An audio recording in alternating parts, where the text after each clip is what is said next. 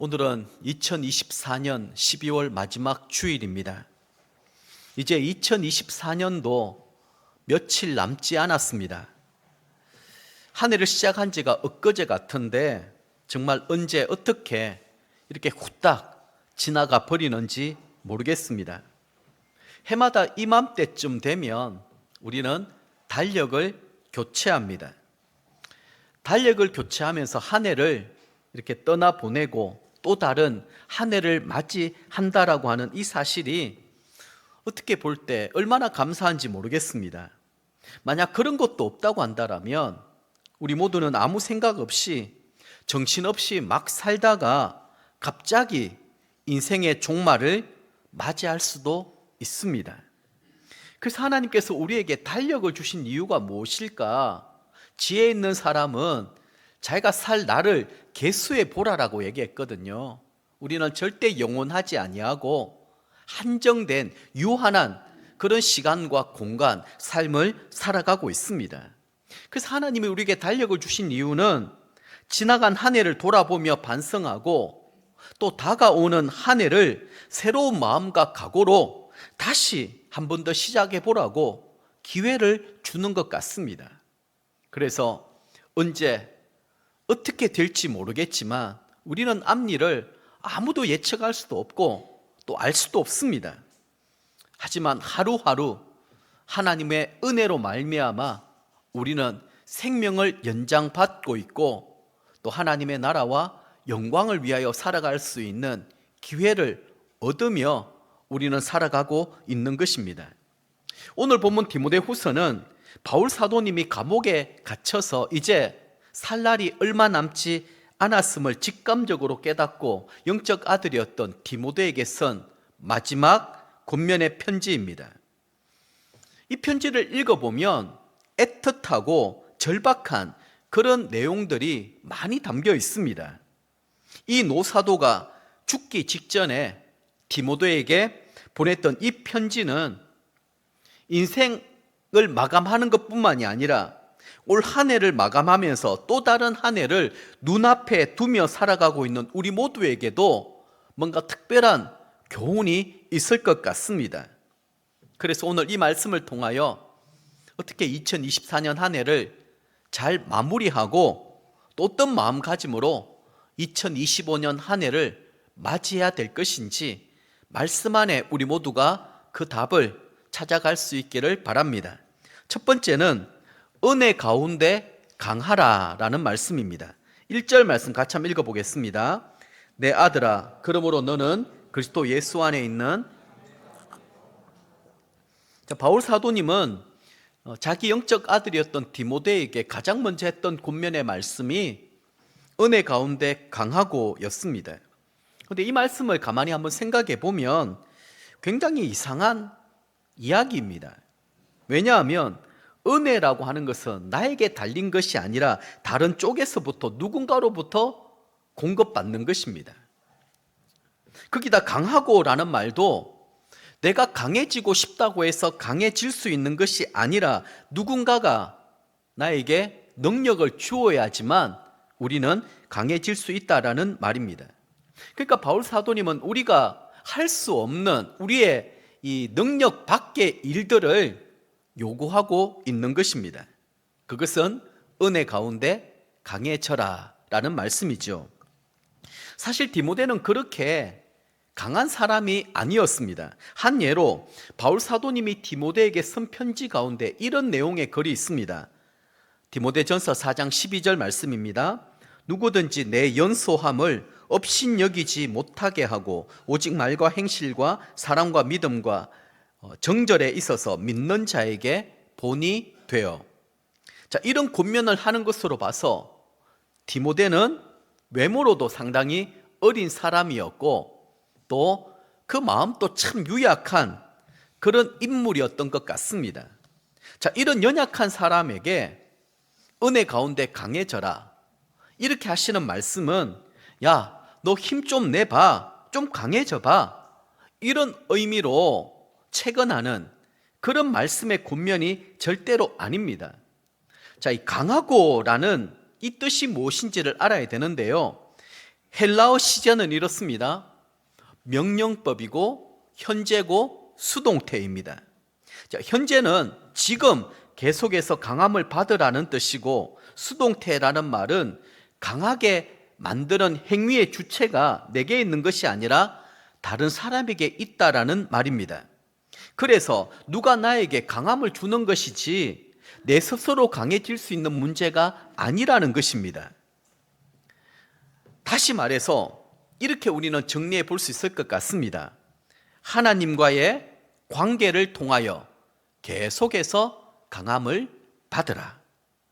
바울 사도님이 디모데에게 이렇게 권면하는 이유는 어떤 논리적이고 이론적인 얘기를 하는 것이 아니라 자기 경험을 두고 하시는 말씀이었습니다. 왜냐하면 바울 사도님도 디모데처럼 사실 그렇게 강한 사람이 아니었기 때문입니다. 그는 태어나면서 로마 시민이 될 정도로 굉장히 부유한 가정에 태어났고, 그리고 또 가말리엘 문화생이 될 만큼 교육도 잘 받으면서 엘리트 코스를 이렇게 밟아봤던 것은 틀림이 없습니다. 그런데 성경 이외에 다른 기록들을 살펴보면 이 바울 사도님에 대해서 이렇게 묘사를 하고 있습니다. 그는 외모가 그렇게 썩 뛰어난 사람이 아니었습니다.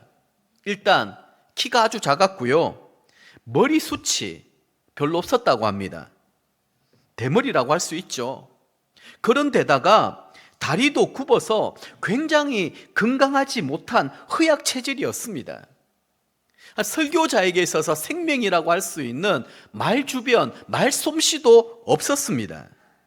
한 예로 고린도전서 2장 3절 말씀을 보면 이렇게 말씀하고 있습니다.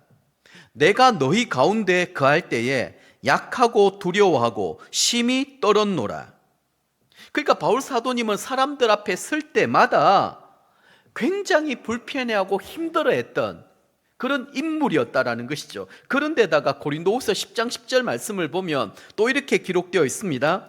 그들의 말이, 그의 편지들은 무게가 있고 힘이 있으나 그가 몸으로 대할 때는 약하고 그 말도 시원하지 않다 하니. 자, 바울 사도님은 다른 사람들이 볼 때에 배운 것이 많기 때문에 글솜씨는 아주 좋았던 것 같습니다. 그의 편지는 무게가 있고 힘이 있었다라고 표현하고 있죠. 그런데 직접 만나보면 너무나 약한 사람이었습니다. 말을 제대로 하지 못하는, 말 주변이 변변치 못하였다라고 그렇게 묘사하고 있지 않습니까? 오죽하면 사도행전 20장 9절 말씀을 보면 이런 말씀도 있어요. 바울 사도님이 한밤중에 설교를 좀 길게 하였더니 유두고라고 하는 청년이 그 설교에 얼마나 은혜를 못 받았으면 졸다가 3층에 떨어져 죽는 이런 일들까지 일어나게 된 것입니다.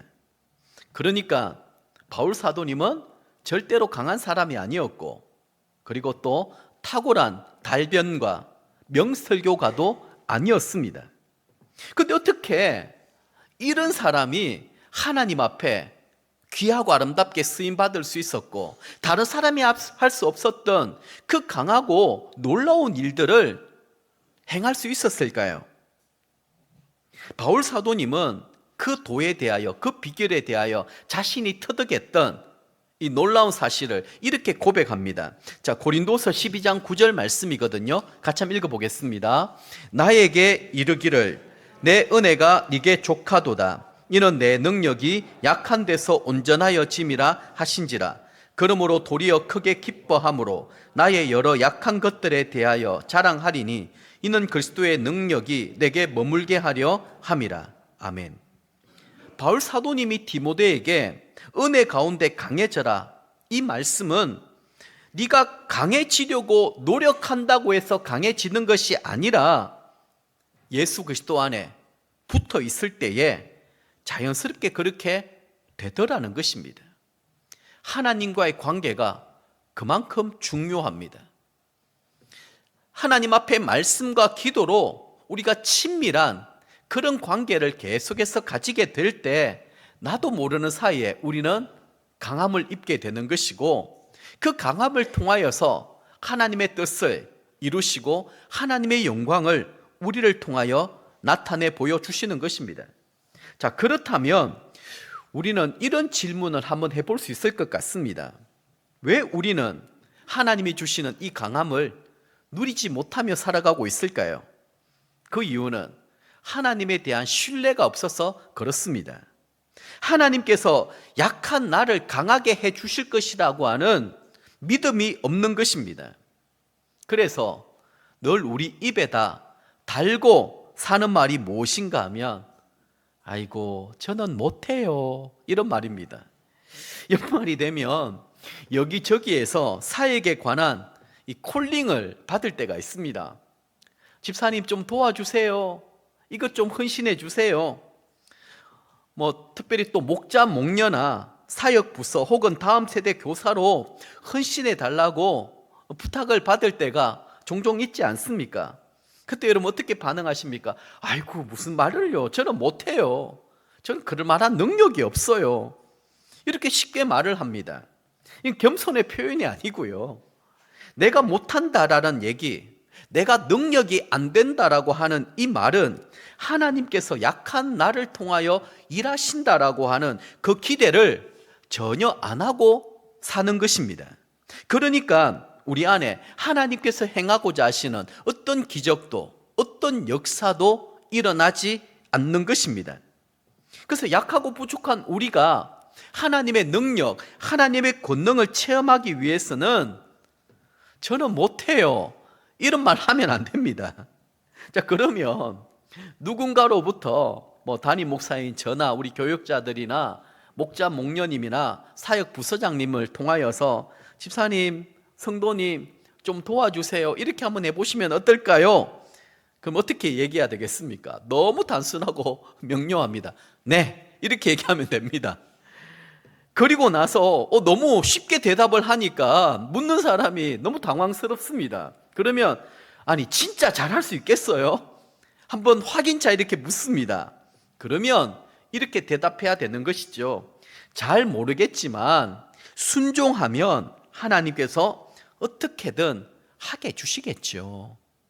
이게 약한 나를 예수 그리스도의 능력으로 머물러서 주님께서 행하실 놀라운 일들을 기대하고 신뢰하고 믿는 사람들의 신앙 고백이고 삶의 태도라고 저는 믿습니다.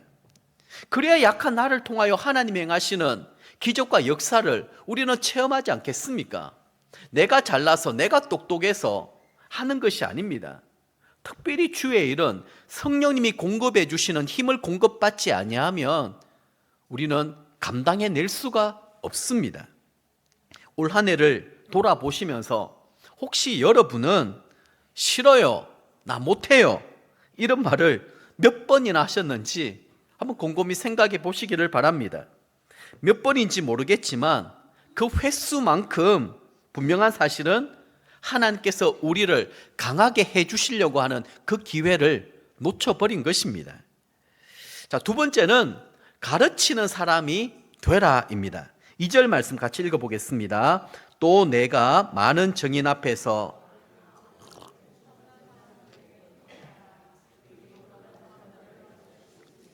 아멘. 자, 여기 바울 사도님이 하시는 말씀은 이 배가 운동을 이야기하고 있는 것입니다.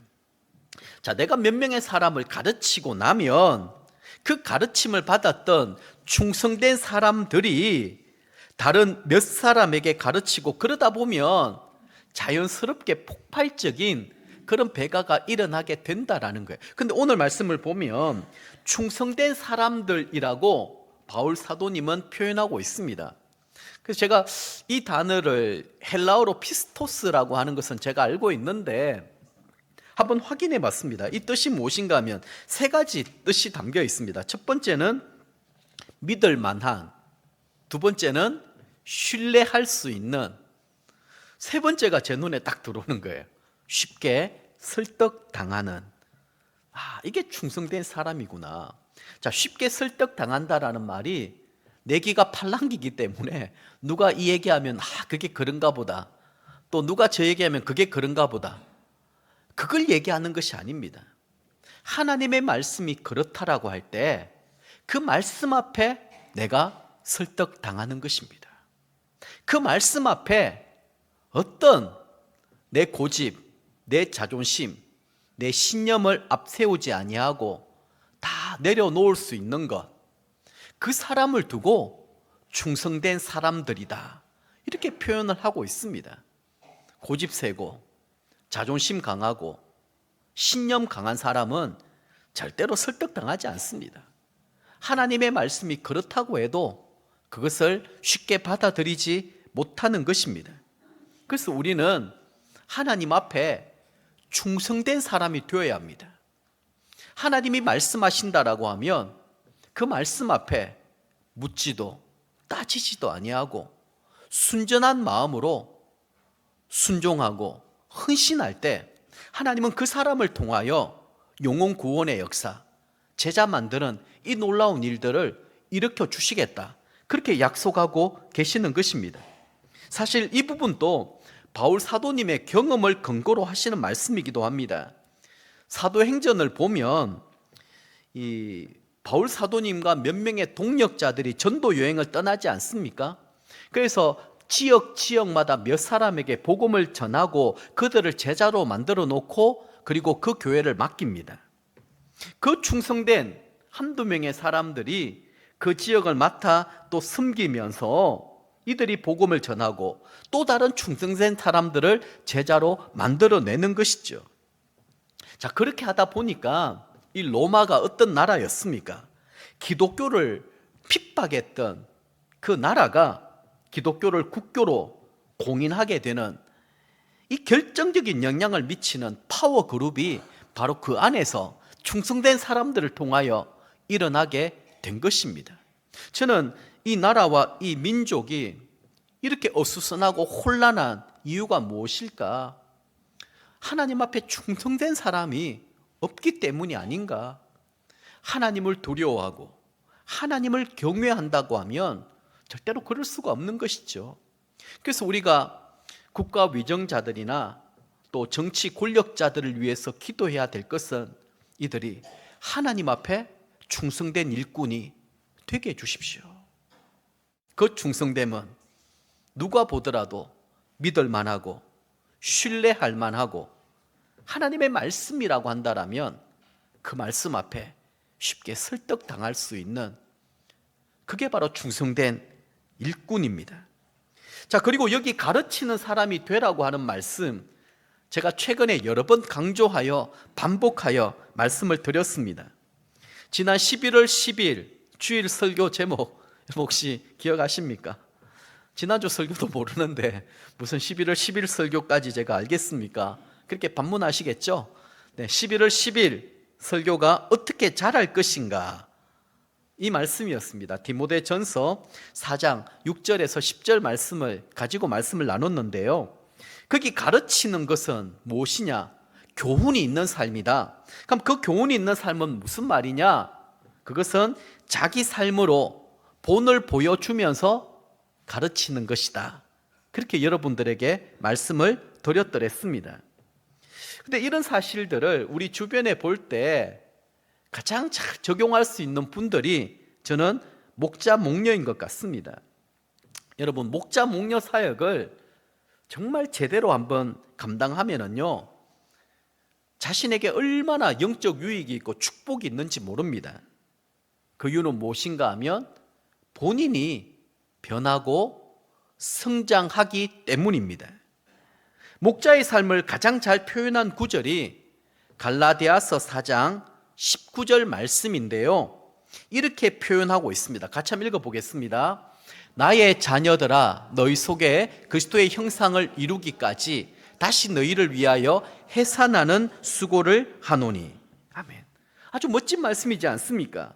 믿지 않는 VIP 그리고 목장 식구가 그리스도의 형상을 이루기까지 내가 먼저 본을 보여주면서 가르치는 일을 계속하는 것, 이것을 두고 바울 사도님은 내가 너희를 위하여 해산하는 수고를 한다, 이렇게 표현을 하고 있는 것입니다.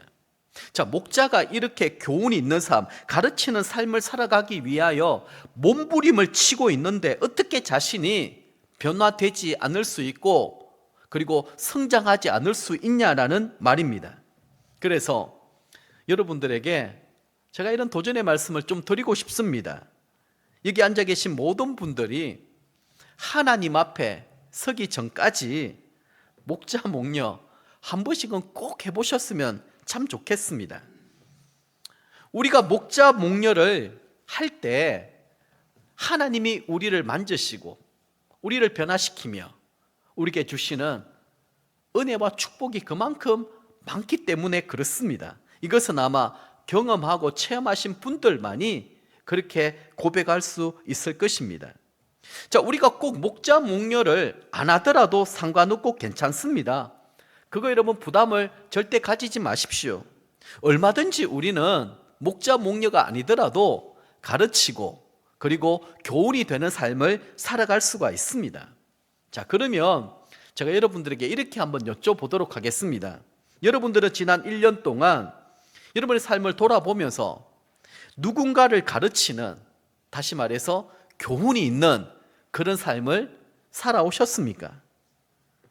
내가 가르치는 삶을 살아가면서 그 일이 내게 얼마나 가치 있고 의미 있고 그리고 보람되었다라고 생각하며 살아가고 계십니까? 만약 그런 생각이 한 번도 들지 않는다라고 한다면 왜 안 들까요? 그 이유는 내가 가르치는 삶, 교훈이 되는 삶을 살겠다라고 한 번도 다짐하고 결단해 보지 않았기 때문에 그렇습니다. 내가 누군가에게 선한 영향력들을 미치고 누군가가 나를 보고 예수 그리스도를 닮아갈 수 있다라고 한다면 우리는 얼마나 부담이 있겠습니까? 우리 자녀들을 한번 생각해 보십시오. 우리 자녀들이 내 신앙, 나의 삶의 모든 흔적들을 그대로 보고 따라온다. 그러면 얼마나 부담스럽고 긴장이 되겠습니까? 우리 목장 식구들 매주마다 우리가 보는데 내가 나누는 얘기들, 그리고 내가 또 이렇게 변화되는 이런 모습들을 얼마나 우리 같은 동력자들, 지체들에게 보여주며 살아가고 있냐라는 거예요. 늘 똑같은 얘기, 한결같은 원망과 불평만 늘어놓고 있다고 한다면 어떤 선한 영향력들이 우리 주변의 사람들에게 흘러갈 수 있냐라는 것입니다. 그래서 올 한 해를 우리 모두가 돌아보면서 내가 지금까지 가르치는 삶을 가정에서도 목장에서도 교회 공동체에도 아니 우리 직장에서도 살지 못했다고 생각한다면 이제 2025년 한 해는 새롭게 한번 시작해 보면 좋겠습니다. 하나님, 제가 내 주변에 있는 사람들에게 교훈이 있는 삶을 살게 해주십시오. 가르친다라는 것은 말로 어떤 걸 가르치고 그거 잔소리하고 그거 아닙니다. 삶으로 본을 보여 가르쳐 주는 것이라고 했죠. 그게 예수님의 온유와 사랑으로 겸손하게 저는 섬기는 삶이라고 믿습니다. 그래서 우리 모두가 내 주변의 사람들에게, 특별히 우리 자녀들에게 교훈이 있는 그런 부모, 또 그런 아빠, 엄마가 되기를 간절히 소망하며 그렇게 기도할 수 있기를 바랍니다. 자, 세 번째는 그리스도와 함께 고난을 받으라입니다. 3절 말씀 같이 읽겠습니다. 너는 그리스도 예수의 좋은 병사로 나와 함께 고난을 받으라. 자, 여기 말하는 고난은 일반적인 고난이 아니라 우리가 이 세상에서 그리스도인으로 살아가면서 받게 되는 고난, 복음 전도자로서 겪게 되는 그 고난을 얘기합니다. 이어지는 4절에서 6절 말씀을 보면 바울 사도님은 군대, 운동 경기, 농부의 예를 들면서 이 고난을 설명하고 있습니다. 자, 첫 번째 군인입니다. 4절 말씀 같이 읽습니다. 병사로 복무하는 자는 자기 생활에 얽매이는 자가 하나도 없나니 이런 병사로 모집한 자를 기쁘게 하려 함이라. 자, 군인은 자기를 병사로 이 모집한 상관을 기쁘게 해줘야 된다라고 하는 의무, 책임감이 있습니다. 그래서 군인은 개인적인 자기 살림살이에 얽매이면 안 된다라는 것입니다. 보초를 서는 군인이 집에 무슨 일이 있다고 총을 내팽개치고 집으로 달려가면 어떻게 되겠습니까? 군인은 나라의 부름을 받아서 나라가 그 군인을 책임져 주는 것입니다. 먹고 자고 그리고 입히는 것까지, 심지어 월급까지 줍니다. 그렇기 때문에 개인적인 이 자기 생활에 얽매이면 공적인 일을 수행해낼 수가 없는 것이죠. 그래서 내가 사명을 깨닫고 개인적인 이런 살림살이에 얽매이지 않는 것이 바로 고난이라는 것입니다. 그것이 바로 고난에 동참하는 것이라는 것입니다. 자, 살림살이에 얽매이지 말라. 이 말씀은 현실적인 삶을 무시하고 먹고 사는 일들에 대해서 관심 가지지 말라, 이런 뜻이 아닙니다. 그렇게 오해하지 마시기를 바랍니다. 이 말 뜻은 쓸데없는 것을 가지고 에너지를 낭비하지 말라라는 거예요. 자, 지난 1년 동안 살아오면서 끊임없이 여러분들을 얽매이게 했던 것이 무엇입니까? 과도한 취미 생활이었습니까? 골프를 좋아하시는 분들은 늘 골프만 생각하고, 또 바둑을 좋아하시는 분들은 이 예배당에 오면 모든 게 바둑판으로만 보인다고 하더라고요. 심지어는 저를 보면서 까만 돌로 이렇게 보이는, 어디에 어떻게 놓아야 될까? 저는 바둑을 잘 모릅니다만은 과도한 취미 생활을 하다 보면, 아이고 빨리 마치고 오늘은 낚시하러 가야지, 축구하러 가야 되지, 오늘은 내가 테니스를 치러 가야 되지, 늘 그런 것들에 대해서 우리의 신경이 과도하고 이게 지나치게 되면 얽매이게 만든다라는 것입니다. 혹은 주식이나 물질에 관한 부분입니까? 저는 잘 모르겠습니다만 주식 투자를 하시는 분들은 늘 휴대폰에 이 그래프 올라가고 내리는 것 때문에 막 행복해하기도 하고, 때로는 막 뭔가 마음이 철컥 내려앉고, 그리고 삶의 의미를 찾을 수 없을 만큼 절망감을 느끼기도 한다고 하더라고요. 그게 얽매이게 만드는 것입니다. 자꾸만 내가 투자한 곳, 이게 어떻게 될까? 여기에 대해서 자꾸 얽매이는 이런 부분들. 또 때로는 내일을 알 수 없기 때문에 건강에 대한 우리 막연한 두려움이 있지 않습니까? 불안한 마음이 있지 않습니까? 뭔가 왠지 모르게 마음이 우울해지고 염려와 걱정이 떠나가지 않습니다. 그래서 매일 밤마다 그것 때문에 잠을 이루지 못하는 거예요. 당장 일어난 일들도 아닌데 내 머릿속은 막 복잡합니다.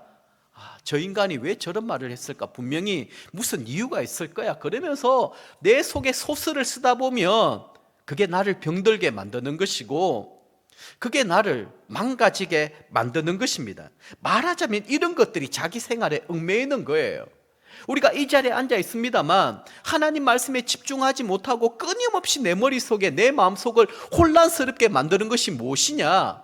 그게 자기 생활에 얽매이는 것이라는 것입니다. 그래서 우리 모두는 복음과 함께 고난을 받기 위해서는 이제부터 그런 모든 것들을 끊어내야 됩니다. 예수의 이름으로 다 끊어내십시오. 하나하나 다 단절시키십시오. 그리고 하나님을 기쁘시게 하는 일들에 시간과 물질을 투자하고 수고하고 힘쓰는 것, 이것이야말로 바로 병사로 복무하는 자는 자기 생활에 얽매이는 자가 하나도 없고, 그리고 또 병사로 모집한 자를 기쁘게 하는 그런 생활인 줄 믿습니다. 자, 두 번째는 운동선수입니다. 5절 보면 경기하는 자가 법대로 경기하지 아니하면 승리자의 관을 얻지 못할 것이며 라고 되어 있습니다. 운동선수가 규칙을 지키면서 성실히 최선을 다하는 것처럼 우리에게도 규칙이라는 게 있습니다. 법칙이라는 것이 있습니다. 이걸 여러분들이 지키지 아니하면 아무리 수고하고 애를 써도 우리는 탈락입니다. 규정 위반입니다. 그렇잖아요. 이 100m 달리기 하는 선수가 그 라인을 뛰어야 되는데 옆에 사람을 방해한다라든지 그 라인을 벗어나가면 실격인 거예요. 우리의 신앙생활에 있어서도 하나님의 말씀이 우리의 삶의 기준이 돼야 됩니다. 그게 내 신념, 내 경험, 내 자존심이 되면 안 된다라는 것이죠. 그래서 바울 사도님은 어떻게 표현했습니까? 나는 내 육신을 써서 성령의 법에 복종시킨다. 그 성령의 법이 원칙이고 기준이고 법칙이라는 것입니다. 그래서 우리는 하나님의 말씀을 통하여서 하나님이 무엇을 원하고 무엇을 기뻐하시고 내가 무엇을 회개해야 될 것인지, 내가 그리고 어떻게 순종해야 될 것인지를 자꾸 발견해내는 것입니다. 하나님의 말씀이 우리의 신앙생활에 규칙이 되기 때문에 규칙을 잘 보셔야 됩니다. 그 운동선수가 정해진 규칙이 있는데 나중에 실격 당하고 나서 나 몰랐습니다. 아무도 내게 가르치지 않았습니다. 이것만큼 어리석고 바보 같은 사람이 어디에 있겠습니까? 우리도 신앙생활을 시작을 하면 신앙의 규범이 있어야 되지 않겠습니까? 그게 하나님의 말씀이에요. 그래서 하나님의 말씀을 우리가 읽고 듣고 묵상하는 것은 너무너무 중요합니다. 그렇게 할 때 운동선수가 규칙을 잘 지켜서 최선을 다하면 승리의 면류관을 주는 것처럼 우리가 하나님의 말씀을 잘 듣고 지켜 행할 때에 하나님이 우리의 모든 삶을 복되게 해주시고 또 승리의 면류관을 주신다라는 거예요. 세 번째는 농부입니다. 농부. 자, 6절 말씀 같이 한번 읽어보겠습니다. 수고하는 농부가 곡식을 먼저 받는 것이 마땅하니라. 아멘. 자, 농부는 아무것도 없는 상태에서 그 맨 땅에다가 앞으로 많은 수확이 일어날 것을 기대하면서 씨를 뿌립니다. 네. 아무것도 없는 상황에서 기쁨으로 단을 거두게 되는 그날을 바라보면서 눈물로 씨앗을 뿌리는 것입니다. 여러 가지 마음이 들지 않겠습니까? 야, 내가 뿌린다고 될까? 의심하고 불안하고 내가 열심히 이렇게 해도 제대로 안 나오면 어떻게 되지? 이런 염려하는 마음이 있다 할지라도 우리는 믿음으로 씨앗을 뿌려야 된다는 것입니다.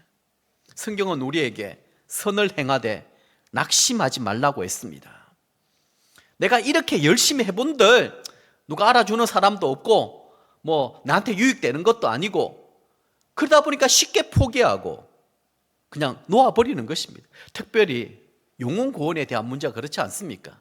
가족 구원, 우리 자녀들, 우리 부모님, 우리 형제들, 우리 이웃들 내가 아무리 얘기해도 듣지도 안 하고 하지도 않는데 그걸 포기하지 말라라는 거예요.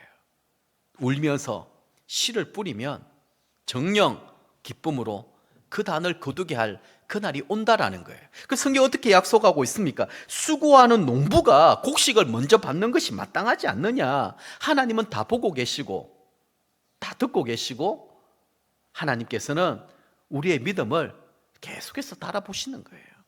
그리고 하나님의 때가 되었을 때 하나님의 방법으로 우리가 수고하고 애쓴 만큼 다 보상해 주십니다. 저는 그것이 하나님 나라에서 받는 것은 당연한 거고요. 이 땅에서도 우리는 그런 보상을, 축복을 누리며 살아갈 수 있습니다. 문제는 무엇이냐? 내가 울면서 뿌려놓은 씨앗이 없어요. 좀 뿌리다가 그냥 포기해버리고 좀 뿌리다가 그냥 돌아서 버리고 끝까지 인내하지 못하고 믿음으로 행하지 못하는 것입니다. 그러면 아무런 열매도 우리는 기대할 수 없는 것이죠. 말씀을 맺도록 하겠습니다. 사랑하는 우리 드림이 항상 가지고 여러분들은 2024년 한 해 어떻게 살아오셨습니까? 하나님께서 우리에게 은혜 가운데 강해지라고 그렇게 부탁하고 권면하고 명령하시는데도 불구하고 나는 못해요. 저는 안 해요. 저는 능력이 없어요. 이런 말을 몇 번이나 했는지 한번 잠잠히 생각해 보시면 좋겠습니다. 내가 누군가에게 교훈이 되는 가르치는 삶을 살아야 되는데도 불구하고 아무 생각 없이 오직 나 자신만을 위하여 그렇게 살지는 않았는지, 그리고 복음을 위하여 고난을 받기보다는 자꾸만 고난을 피해가는 딱 내가 할 수 있는 영역만 딱 이렇게 만들어 놓고 좀 부담스럽고 힘든 일들은 피해가는 것입니다. 이건 내가 할 일이 아니라고 스스로 생각하는 것입니다. 자, 그런 사람에게 어떻게 하나님의 역사와 기적이 일어날 수가 있겠습니까? 여러분, 그 말씀 노트, 이 말씀 나눔 두 번째 질문에 제가 이렇게 질문을 드렸습니다. 전념해야 승리하고 규칙을 지켜야 우승하고 수고해야 수확이 있습니다. 그렇다면 이제 새롭게 시작하는 새로운 기회 2025년을 우리가 준비하면서 그리스도와 함께 고난받기 위하여 내가 결단하고 헌신해야 될 것이 무엇일까? 이 부분을 두고 함께 기도하고 우리 모두 좀 변해가고 또 성장하고 또 그런 선한 영향력들이 우리 자녀들에게, 우리 목장 식구들에게, 우리 교회 공동체, 이 나라와 민족, 열방에 나타날 수 있기를 주의 이름으로 축복합니다. 오늘 주신 말씀을 붙들고 한번 이 찬양 드리도록 하겠습니다.